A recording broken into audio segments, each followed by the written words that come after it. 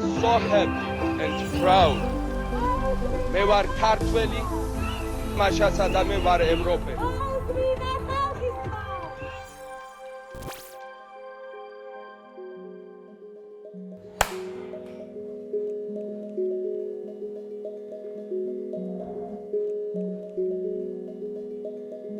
ჩვენთან სახლში დადიოდა, ზუსტად გამოსახულობდა, იმიტომ რომ მეგობრობდა ჩემ მშობლებთან და მაშინ მისი მოსვლა იყო ძალიან სახიფათო მოვლენა ოჯახისთვის. და ამას ძალიან დიდ ყურადღებას აქცევდნენ როგორც ჩემი მშობლების სამსახურში, ისე მეზობლები. კრძალავდნენ. და მაინც რაღაცნაირად ხდებოდა. ზუსტად ყოველთვის იყო განსხვავებული ამათგან. იმიტომ რომ რაღაც ყველა ფიქრობდა რომ რაღაცა წარმოუდგენელი იდეით იყო შეპყრობილი, ხა მით უმეტეს ახალგაზრდა კაცისთვის, რომ იძახი საბჭოთა კავშირი დაინგრევაო, ეს ცოტა აღიმილის მონგრელი იყო, ან ზოგი ფიქრობდა, რომ არ იყო თლად ჯანმრთელი. 70-იანი წლებია. მიუხედავად იმისა, რომ ყველა მიცოდა ხა დიდოსტატის შვილი იყო და რიდი ყოველთვის არსებობდა მის მიმართ.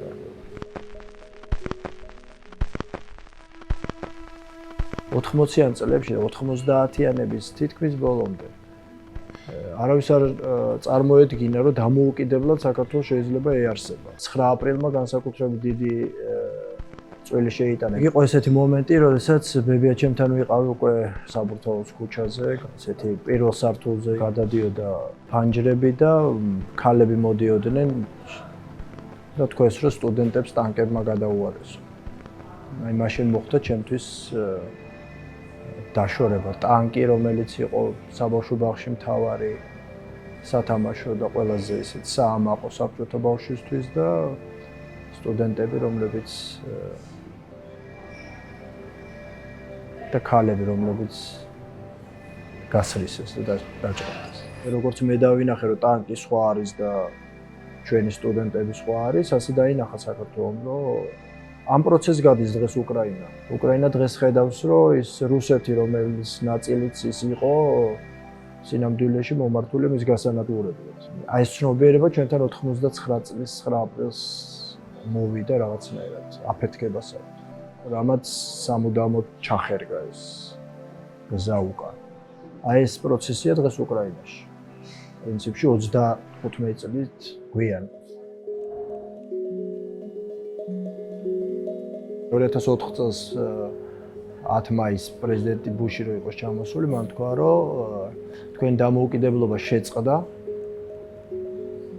90-იანებში. მაშინ ჩვენ ისე ვერ დაგიდექით გვერდით, როგორც საჭირო იყო, მაგრამ ეხლა ამერიკა აღარ მიგატოვებთ.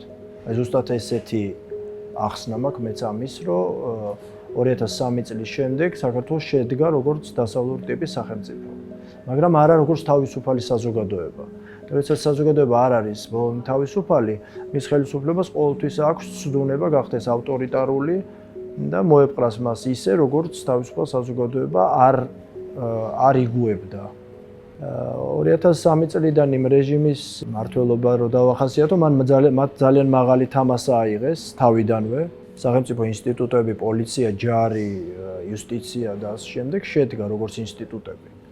მაგრამ ის რომ ადამიანის ღირსებები და თავისუფლებები ყოფილიყო დაცული ისე როგორც უნდა იყოს დამოუკიდებელ ქვეყანაში, ეს მიზანი არ იქნა მიღწეული. და ამ მიზნით იქნა გადარჩეული ხელისუფლება და იმ ხელისუფლების პლუსიც ის არის, რომ მან დათმო თავის ძალაუფლება და წავიდა. დემოკრატია დგას პასუხისგებლობაზე. შენ მოდიხარ გარკვეული ვადით იმისთვის, რომ გარკვეული შედეგი დადო და შემდეგ უნდა წახვიდე. და როდესაც არ იღებ პასუხისგებლობას, ის იგი არც მოდიხარ, თან მოდიხარ, თან არ მოდიხარ. აი ამ რეჟიმში ვარ 12 წელიწადია. ბატონ ივანიშვილი მოვიდა თუ არა, ბოლომდე ვერ გავიგეთ. მან აიღო პასუხისგებლობა თუ არ აიღო, ამის გარკვევაშია საზოგადოებაზე და დანარჩენ მსოფლიოც. ჩვენ ველოდებოდით უფრო ძლიერ და თავისუფალი საზოგადოების ჩამოყალიბებას, რასაც პირველ ეტაპზე აშკარად ჰქონდა ამის ნიშნები, იყო ამ მმართველობის პირობებშიც. თავისუფლება მიეცა პრესასაც, მედიასაც, საზოგადოებასაც, საზოგადოებამ ამოისუნთქა ერთგვარად. აი იმ წნეხისგან, რომელიც მოდიოდა წინა ხელისუფლებისგან, შიშისგან, რომელიც ბოლო პერიოდში განსაკუთრებით ომის მერე საშინელი შიშის და სული შემხუთველი წნეხის ქვეშ იყო საზოგადოება. ამისგან ამოისუნთქა ამიტომ დაგვაჯილდოვეს ჩვენ ვიზო რეჟიმით, რომლისთვისაც ყველა პირობა იყო მანამდე მომზადებული, მაგრამ არ იყო მომზადებული ის თავისუფლება, რომელიც სჭირდებოდა ვიზო რეჟიმს. როგორც კი ეს თავისუფლება დაინახეს ევროპაში, მაშინვე მოგვანიჭეს ვიზო რეჟიმი. იგივე ეხება კანდიდატის სტატუსს. დღეს სრულიად განსხვავებული გეოპოლიტიკური მოცემულობა და საქართველოს არ არის მარტო ისე როგორც მაშინ იყო და ის რის ჩვენებასაც ცდილობენ რომ ჩვენ ვიღაცა მიგვატოვა და იმის გამო რომ ომი არის რეგიონში, ამიტომ ჩვენ უნდა შევეგუოთ ავტორიტარიზმს და რომელიც უკვე დიქტატურისკენ მიდის, ამას შევეგუოთ.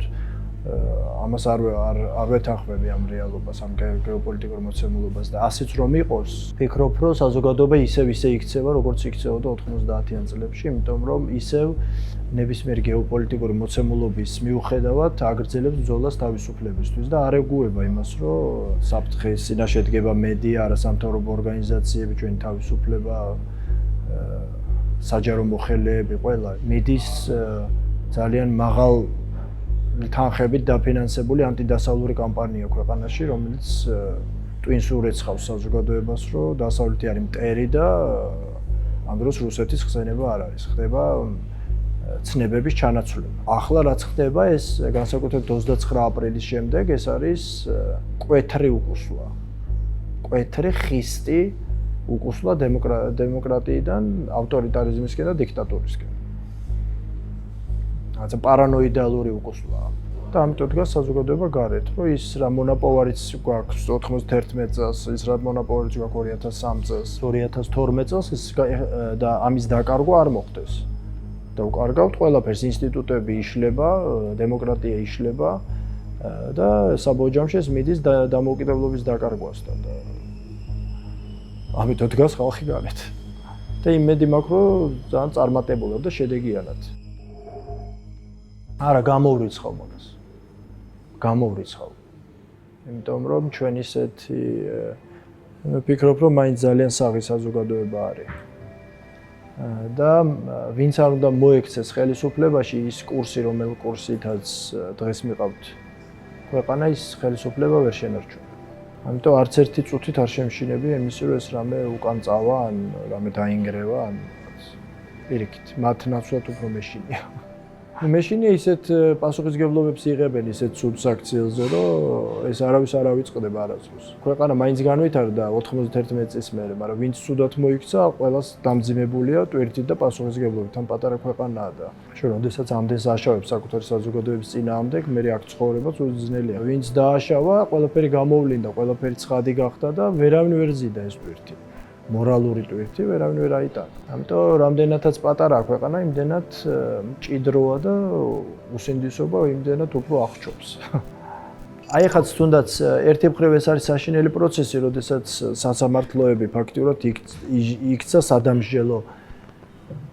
სადამსჯელო დაწესებულებებად, მაგრამ მეორე თვალსაზრისით ძალიან კარგია, იმიტომ რომ რაც მეტ ადამიანს შეეხება ეს მანკიერი სისტემა, მით უფრო აიწევს მოთხოვნა ამ სისტემის რეფორმაზე. 90-იანებისგან განსხვავებით ჩვენს გვერდით ამ შემთხვევაში არის თავისუფალი სამყარო და ისინი როდესაც ასანქცირებენ მოსამართლეებს, ისინი ამით ჩვენ გვეხმარებიან. ესეც პირიქით არის წამოყენებული, რომ თვითონ სამშობლო სიყვარულისთვის ასანქცირებენ. ჩვენი შევიწროებისთვის და ჩვენი ასე ვთქვათ, დაჯარიმებისთვის და დაჭერისთვის და ცემისთვის და განუკითხაობისთვის ასანქცირებს სოფლიო და ეს გაგრძელდება, სანამ ეს პროცესი არ გაჩერდება. ხშირად არის ესეთი შეხედულება, ბევრი ხალხი არ გამოვიდა, ეს ხალხიდან გამომდინარე, რომ იღებენ გადაწყვეტილებას. ეს სულ წარსულის რეციდივია. რა მნიშვნელობა აქვს? რო არ გამოვიდეს ხალხი, შენ გაწყობს ასეთ ცხოვრებას, ასეთი ქვეყანაში ცხოვრება, არ გაწყობს. ამიტომ საზოგადოება მიხვდა და ადამიანები მიხვდნენ და პიროვნებები მიხვდნენ, რომ მათზე არის ბევრი რამე დამოკიდებული. მათ არ შეგუებაზე, მათ ბრძოლაზე. მე მჯერა, რომ არც ერთი ნაბიჯი არ გადადგამს უკან.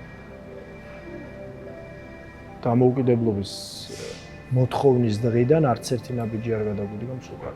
ძალიან დიდი მსხვერპლის შრომის თავგანწირვის ფასად.